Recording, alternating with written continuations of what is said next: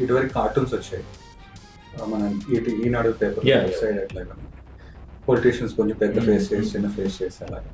ఇప్పుడు ఆ ట్రెండ్ మారిపోయి మీమ్స్ వస్తున్నాయి. సో మీమ్స్ ఈ ఫార్వర్డ్ చేయడం క్రియేట్ చేయడం కూడా మిస్టేక్ కింద వస్తుంది.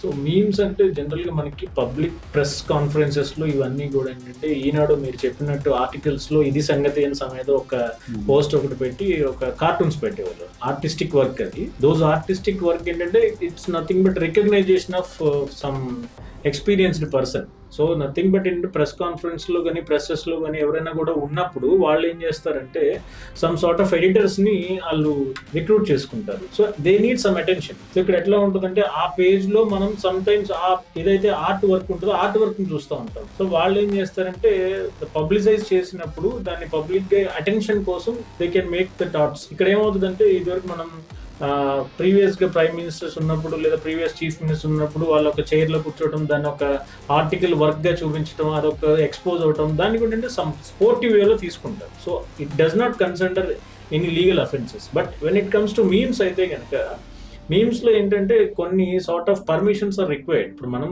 డెరిగేటరీ కామెంట్స్ కానీ లేదా అబ్యూజివ్ లాంగ్వేజ్ కానీ అబ్సెనిటీ ఉన్నాయి కానీ పోస్ట్ చేయలేము డైరెక్ట్గా. సో మీమ్స్లో పోస్ట్ చేసేటప్పుడు వెరీ లోయర్ ఇంట్రెస్ట్, అంటే మనకి దానివల్ల ఎటువంటి క్రిమినల్ అఫెన్స్ అనేది లైబిలిటీ రాదు, లేదా వీ కెన్ పోస్ట్ ఇట్ అంటే వర్డింగ్స్ ఉన్నాయితే పోస్ట్ చేసుకోవచ్చు. But when it comes to morphing, మనం ఫేసెస్ మార్ఫ్ చేయడం కానీ లేదా వాళ్ళ గురించి ఇంకొక విధానంగా చెప్పడం కానీ వాళ్ళకి అడిషనల్గా ఏదైనా యాడ్ చేయడం కానీ ఇవన్నీ ఎడిటింగ్ చేసినప్పుడు ఇట్ మే బి ఇండైరెక్ట్గా ఎఫెక్ట్ అవ్వచ్చు, but directly it may not.